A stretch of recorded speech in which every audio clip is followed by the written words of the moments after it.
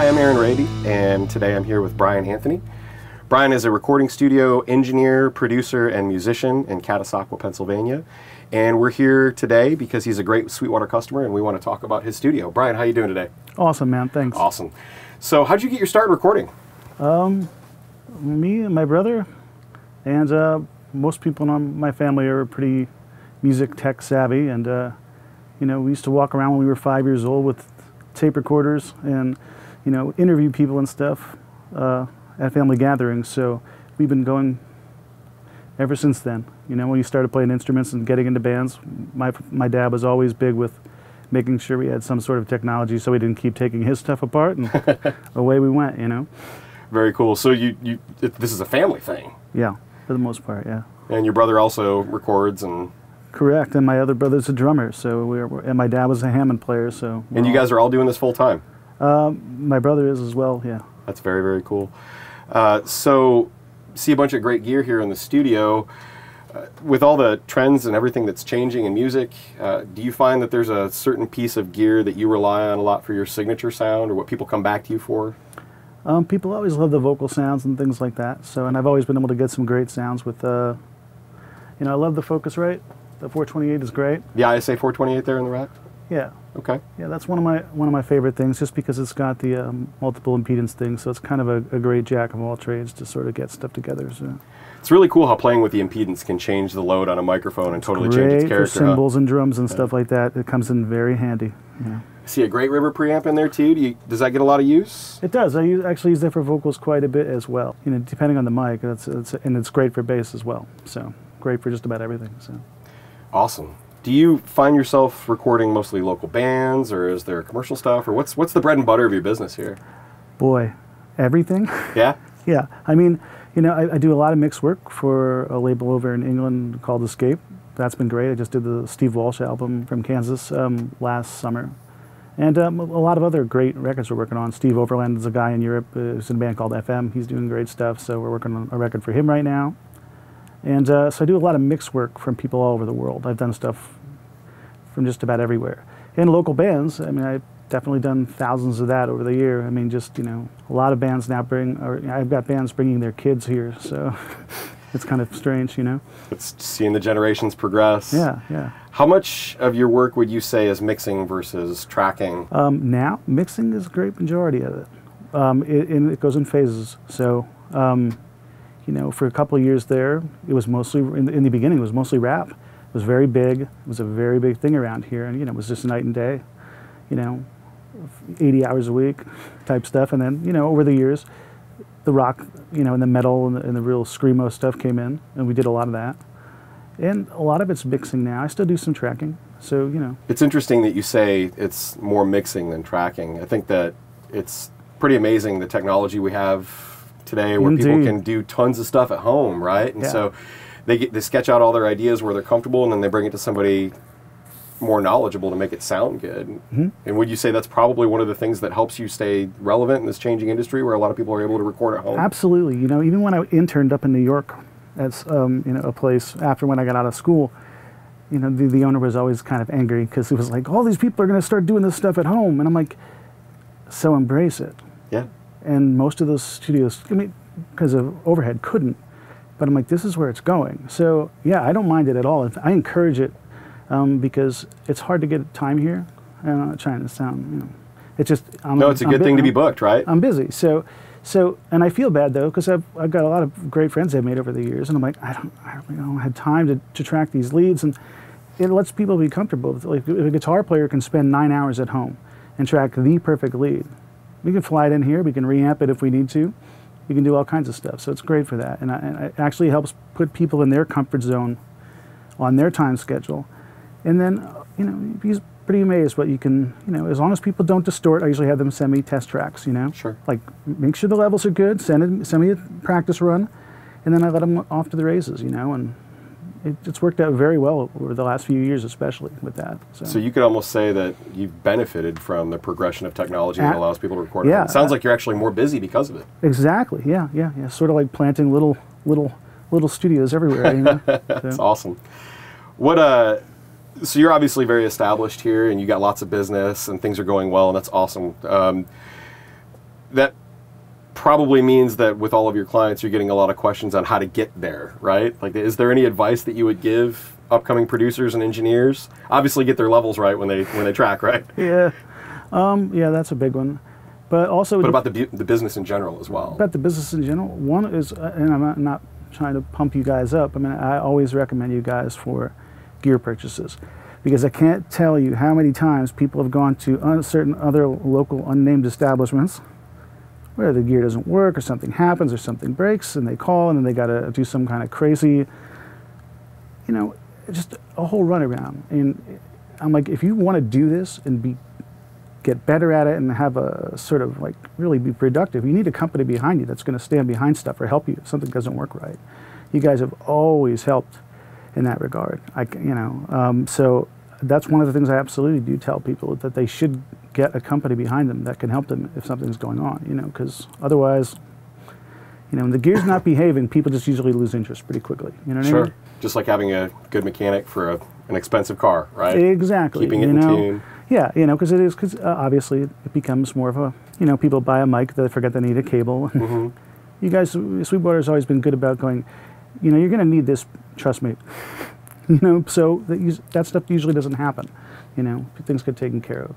That, and just really, listening, and keep listening, because that's the thing that really helps you become a better mix engineer, especially. You've got to listen to what's out there and listen to what you like and what you don't, and practice.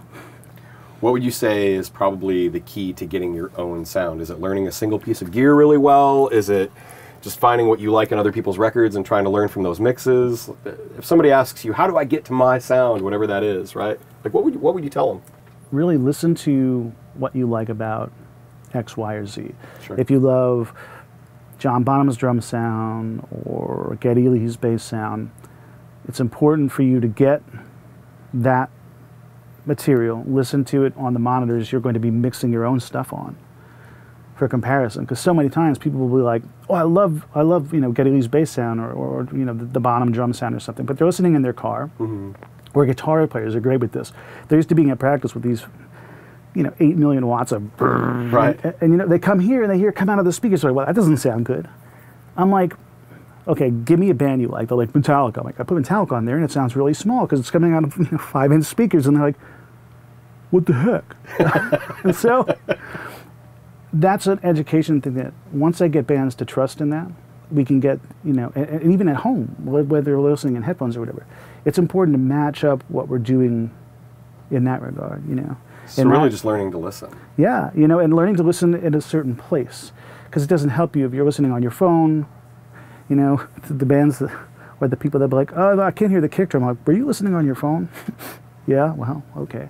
So that might be part of the problem. That speaker on your phone only goes down to... Right, yeah. Well, right. But nowadays, especially, actually, I used to use the phone example more, but now, I listen a lot on the phone too, because I know that's where people are listening to their mixes. Most of the world does. So, I try to make sure it's working. That's what those Amatones are just absolutely fantastic for. That's your iPhone mix right there, Yeah, well, let's talk about what you're using. I see the Slate Raven controller here. And yeah. The Raven has been absolutely great because I've gone through every control surface basically known to man and blown them all up, lit them on fire, you almost said. Well, that was a long time ago, but yes. Again, some flying faders flew a bit too far. So passion is important too. I hope we're getting that. Yeah. And so the Raven, I figured probably wouldn't catch the desk on fire. And, it's great. And, I have some health issues, so I can hit one button on the Raven, like touch one thing, and it does 45 minutes worth of work for me. So the macros are really good. Yeah, it's insane. And, it's nice to be able to keep moving a little bit. And, clients like it looks neat when you see it and, all that. But editing-wise, too, even with MIDI, it's just nice to be able to literally draw notes and things like that. It's fantastic. Interesting. So you haven't found... one of the objections I hear about the Raven sometimes is that we should mix with our ears and not with our eyes. And this requires you to look, and you have this visual placebo effect of what the mix sounds like because you're looking at meters, and you've not found that to be true? It's nice to have your hands on a three-dimensional thing. I get it, because you can shut your eyes and do this and that, and you can turn the bass up and down, the drum up and down. But it's only a non-benefit if you're trying to compare the two. Yeah, it's a different feel, but it also does things that even non-mixing faders, like the control surface, they get dirty. You have to cover them. That thing's great. You just wipe down with their special cleaner with a towel. It's great for another week. Yeah, it sounds to me like that perception is seriously outweighed by what you can do with just one touch. Right, exactly. And that was the reason I tried it, because initially I was like, I've been down this road. I have an iPad mixer. I didn't really like it, but it's just been lights out, and it's been stable. You know. Oh, that's awesome. As far as the dangerous, the dangerous is literally, we were talking about maybe like what's important. Probably the most important piece of gear here. I wore one out already a little bit because I had something plugged in that I shouldn't have. But someone at Sweetwater recommended the monitor ST, and that thing has just been lights out, and it's so important because everything we do goes through that. That's and if it's completely passive. It's totally passive. And as far as companies go, when I did have an issue, it was Christmas, and I think Christmas Day, one of their techs from Nashville called me, or something like that, and it was he's like, dude, we'll hook you up, to send it out tomorrow, and by New Year's Eve I had a new setup in place, and that's fantastic. They took care of everything, because it's just been it's a little bit. It's certainly more pricey than some of the mid-range monitor controls, but it sounds like for a good reason, though. Oh, absolutely. The amount of use it gets here is just it gets beat. And I'm assuming in Pro Tools here. Yes, indeed. Yeah, HDX actually. So it's been great. So lots of horsepower. Yeah, lots of firepower. And how big would you say your normal session is? 100. 100 tracks? Normally. Yeah, it depends. Especially when doing outside mix work. I mean, it's nothing for a label to send me their outside tracks, and So mainly music production's probably a lot at 48K, 44.1, right? 44.1. I never did 48K because when I started recording, you used to have to buy a converter box to get that, and I just never understood it. So I just always work at 44, 24. 24-bit. And yeah, I've kind of stayed there. I tried 96K when I got the HDX card, and when I messed around with some of the other sessions, and you saw the voice count cut in half. I saw the voice count. I saw my 6 terabyte drives disappearing very quickly. Oh wow! I noticed too that you got a whole rack full of amplifiers in the other room. Yeah. And we've got the Kemper profiling amplifier in here.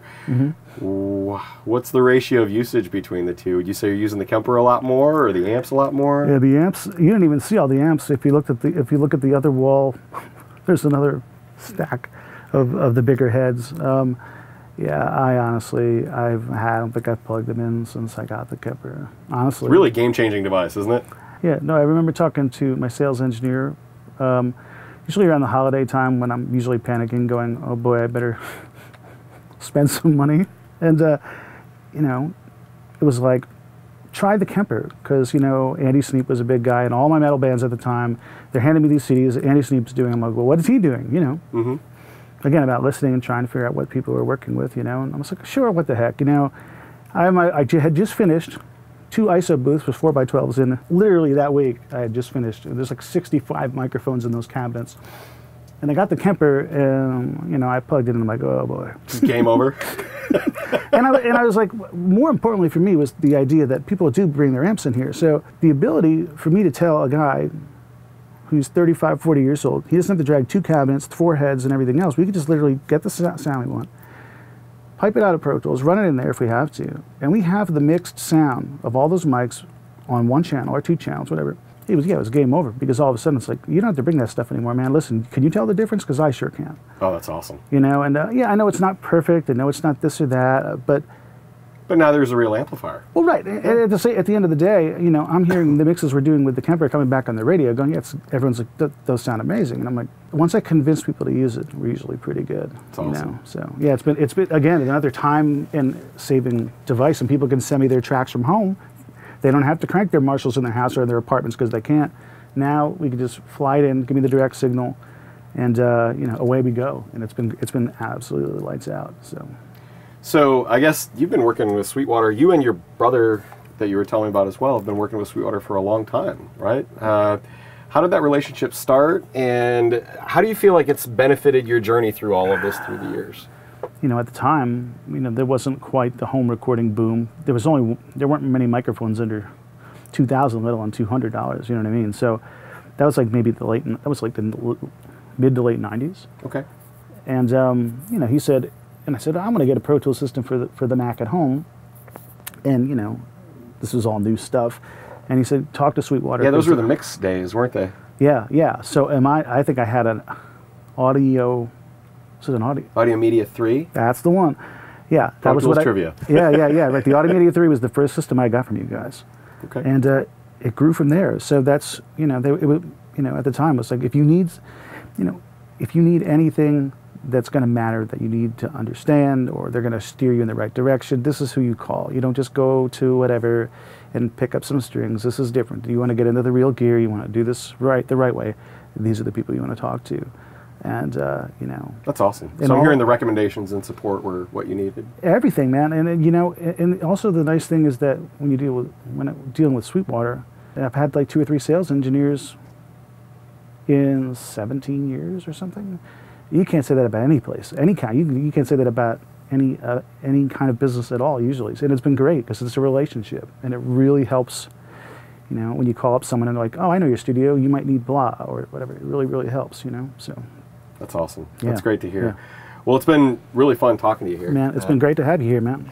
Brian J. Anthony, if you want to learn more about his studio, if you're interested in recording in the Catasauqua, Whitehall, outside Philly area, Lehigh Valley, visit his website at www.brianjanthony.com. And if you have any questions on the gear we talked about today, feel free to contact your Sweetwater sales engineer. Thanks a lot.